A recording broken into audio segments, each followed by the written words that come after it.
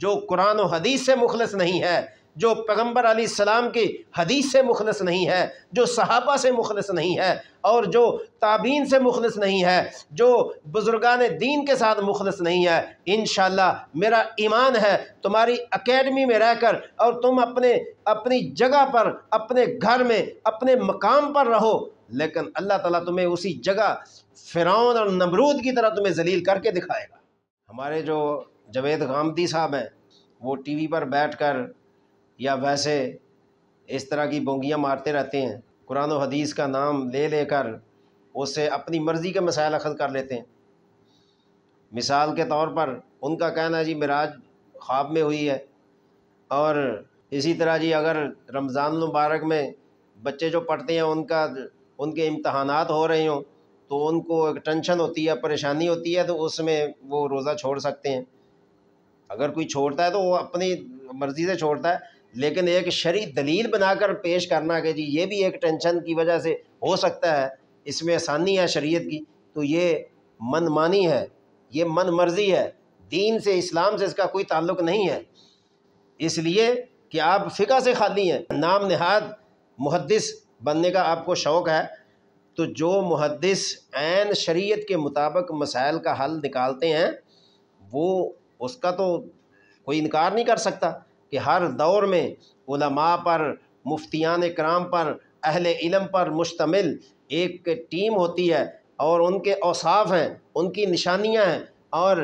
وہ کس قدر ان کے اندر علم راسخ ہوتا ہے، یہ ایک الگ بحث ہے۔ لیکن ہمارے آج کل کے جو محدث ہیں وہ قرآن سے بھی خالی، حدیث سے بھی خالی، اور فقہ سے بھی خالی، ان کو پتہ ہی نہیں ہے کہ کس چیز کا ہم نے فیصلہ کرنا، اور لوگوں کو پر اپنے فتوے تھوپے جا رہے ہیں، دیتے جا رہے ہیں کہ چلو کوئی نہ کوئی تو اس پر عمل کرے گا، خود بھی جہنم کا ایندھن اور ماننے والوں کو بھی اپنے پیچھے لگا رہے ہیں۔ تو تلبیس ابلیس ایک کتاب ہے، علامہ ابن جوزی رحمۃ اللہ علیہ نے وہ تصنیف کی ہے۔ علامہ ابن جوزی کون ہے؟ اس کے لیے ایک الگ نشست چاہیے، بڑا مقام ہے ان کا علمی دنیا میں۔ تو وہ اس میں ایک واقعہ نقل کرتے ہیں، کہتے ہیں کہ ایک محدث تھے جو فقہ سے خالی تھے، انہوں نے کیا کیا کہ نہا رسول اللہ صلی اللہ علیہ وسلم عن الحلق قبل الصلاۃ یوم الجمعہ، کہ حدیث پاک ہے کہ جمعہ کی نماز سے پہلے گپ شپ لگانے کے لیے حلقے بنا کر بیٹھنا یہ ٹھیک نہیں ہے، یہ اسلام کی روح سے منع ہے۔ یہاں ایک لفظ ہے عن الحلق قبل الصلاۃ، حلق حلقہ سے ہے کہ حلقہ بنا کر بیٹھنا، دائرے بنا کر بیٹھنا، جمع ہو کر بیٹھنا جمعہ کی نماز سے پہلے،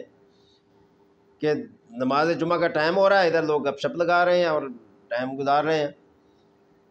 تو اس محدث نے جو فقہ سے خالی تھا، میں اس کی بات کر رہا ہوں، جو حقیقت میں محدث ہے اس کی بڑی شان ہے، اس کی بڑی فضیلت ہے کہ جو دین کے شرعی مسائل میں اور شریعت کی حدود میں رہ کر اجتہاد کرتا ہے، اس کا تو مقام ہی الگ ہے۔ تو اس محدث نے جو فقہ سے خالی تھا، آج کل بڑے ہیں نا جو کہتے ہیں شرک ہے، تقلید کرنا شرک ہے جناب علی، اور امام اعظم ابو حنیفہ رحمۃ اللہ علیہ کے فقہ کو ماننا شرک ہے، اور کوئی بھی فقہ کو ماننا شرک ہے۔ تو سامعین اس پر ذرا غور کر لیں، میں یہ بات کر کے آگے میں آپ کو ایک مثال دیتا ہوں، آپ کو سمجھ آ جائے گی بات انشاءاللہ۔ تو یہاں عن الحلق قبل الصلاۃ، نماز سے پہلے دائرے بنا کر بیٹھنا گپ شپ کے لیے، یہ تو منع ہے، لیکن یہ جو محدث تھے ماشاءاللہ فقہ سے خالی، انہوں نے عن الحلق کی جگہ عن الحلق پڑھا، اور عن الحلق کا معنی ہے کہ حلق کرنا، حجامت کرانا، سر کے بال کاٹنا۔ اب دیکھیں لفظ ایک ہے، حلق حلق،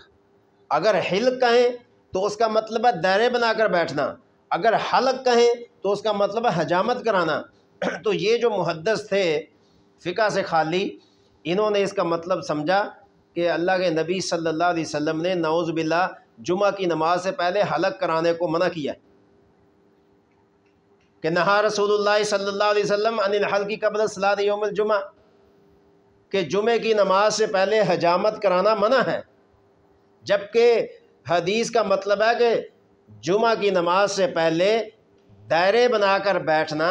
حلقے بنا کر بیٹھنا یہ منع ہے، اور انہوں نے سمجھا کہ حجامت کرانا منع ہے۔ اب لفظ ایک ہے، چونکہ اس نے استاد سے سمجھا نہیں، استاد کے پاس گیا نہیں، مرزے منگول کی طرح اس نے استفادہ کیا، اس نے بغیر استاد کے علم حاصل کیا، کتاب پڑھ کر علم حاصل کیا، اور اس کو لفظ کی سمجھ نہیں آئی کہ آیا کہ یہ حجامت کے متعلق ہے یا جمعہ سے پہلے بیٹھنے کے متعلق ہے، اور وہ 40 سال جمعہ کی نماز سے پہلے حجامت کرانے سے محروم رہے۔ کس قدر افسوس کی بات ہے۔ لوگ کہتا ہے جی ہمیں استاد کی ضرورت ہی نہیں ہے، ہم بے استادے ہیں، تو تم یہ بھی کہہ دو کہ ہم لا ولد ہیں۔ تو اگر فقہ سے خالی محدث اتنی بڑی غلطی کر رہا ہے کہ جمعے سے پہلے تو حجامت بنانی چاہیے، جمعے کی تیاریوں میں شامل ہے کہ انسان جمعہ کے دن جمعہ کی نماز سے پہلے اپنا خط کرائے، اپنی ریش داڑھی کو سیٹ کرے، اپنے بال ٹھیک کرے، اپنی شکل و صورت اور اپنے جسم کی خدمت کرے۔ جمعہ کی نماز سے پہلے 8 دن کے بعد اللہ کے نبی صلی اللہ علیہ وسلم نے اس کو سید الایام کہا ہے، یوم عید کہا ہے، اور دنوں کا سردار کہا ہے، ہفتے کے دنوں کا اس کو سردار کہا ہے۔ اس دن تو کپڑے بدلنا، غسل کرنا، خوشبو لگانا، سرما لگانا، ناخن کاٹنا، اپنی شکل و صورت کو ٹھیک کرنا، یہ تو سنت اعمال میں شامل ہے اور ثواب کے کام ہیں۔ اور یہ ماشاءاللہ محدث جو انجینئر جیسے تھے، انہوں نے 40 سال اپنے جسم کی حجامت نہیں کروائی کہ اللہ کے نبی نے منع کیا۔ اندازہ لگا لیں۔ تو اگر ان کا یہ حال ہے، یہ جو پچھلے دور میں گزرے ہیں، تو آج کا دور تو ہے ہی فتنوں کا دور۔ آج ہم انجینئر کے پیچھے حدیث کا غلط مطلب سمجھ لیں، اور جنہوں نے استادوں سے پڑھا نہیں ہے ان کو استادوں کی قدر کیا ہوگی؟ بھئی جس کا باپ نہیں ہے اس کو باپ کی قدر سے کیا واسطہ، جس کا استاد نہیں ہے اس کو استاد سے کیا واسطہ، اس کو کیا پتا کہ استاد کی قدر و منزلت کیا ہوتی ہے۔ استاد کی قدر پوچھنی ہے تو امیر المومنین حضرت علی رضی اللہ تعالی عنہ سے پوچھیں، جنہوں نے فرمایا جس نے ایک حرف، لفظ نہیں، ایک حرف، لفظ تو ایک سے زیادہ حرفوں کا بنتا ہے، ایک حرف جس نے مجھے پڑھا دیا وہ بھی میرا استاد ہے، میں اس کا بھی ادب کرتا ہوں۔ کیا تم حضرت علی سے زیادہ عقل رکھتے ہو اور ادھر علی کا نام لیتے ہو؟ تم تو حضرت علی کا نام لینے کے قابل نہیں ہو۔ حضرت علی جیسا انسان، امیر المومنین، داماد پیغمبر، حسنین مجتبیٰ کے والد ماجد رضی اللہ عنہم، وہ اپنے آپ کو اس قدر استاد کا با ادب سمجھیں اور ادب کا وہ اپنے ایک خیال اور اظہار کریں علم کا، تو کیا آج جو استاد کے بغیر علم حاصل کرتا ہے وہ حضرت علی سے بڑا ہے؟ اگر استاد کی قدر پوچھنی ہے تو امام ابو حنیفہ رحمۃ اللہ علیہ سے پوچھو، جس امام ابو حنیفہ کی تقلید کو تم شرک قرار دیتے ہو۔ امام اعظم ابو حنیفہ رحمہ اللہ تعالی عنہ، اللہ ان کی قبر پر کروڑ ارب خربوں کی رحمتیں نازل کرے، جنہوں نے اسلام کو دنیا کے لیے اس قدر آسان کر کے پیش کیا کہ اس جیسا صرف محدث نہیں، سلطان المحدث قیامت تک نہیں آ سکتا۔ اور تم ہو جیسے کہتے ہیں بے ادب بے نصیب، با ادب با نصیب۔ جو با ادب ہوتے ہیں ان کو علم ملتا ہے، اور علم صرف پڑھ کر نہیں ملتا، کچھ علم ایسا بھی ہوتا ہے جو ادب کے ذریعے سے ملتا ہے، جو احترام کے ذریعے سے ملتا ہے، جو کسی کی قدر کرنے کے ذریعے سے ملتا ہے، اور وہ علم کتابوں سے نہیں مل سکتا جو استادوں کے قدموں سے ملتا ہے۔ اور تمہیں تو تمہارا استاد ہے کوئی نہیں، اور علم، تمہیں علم سے کیا سروکار؟ تمہارے چہرے سے لگتا ہے کہ تم اہل علم ہو، نہ تمہاری باتوں سے لگتا ہے تم اہل علم ہو۔ تم نے صرف کتابوں کی معلومات حاصل کر کے امت مسلمہ کو گمراہ کرنے کی ناپاک کوشش کی ہے، اور ہم دعا کرتے ہیں کہ تم جیسے فتنے سے اللہ امت مسلمہ کی حفاظت فرمائے، ورنہ تم جو اتنا بڑا فتنہ ہو، انشاءاللہ تمہاری اکیڈمی سے ایسے لوگ پیدا ہوں گے جو تمہاری اکیڈمی میں اللہ تعالیٰ تمہیں ذلیل کر کے دکھائے گا۔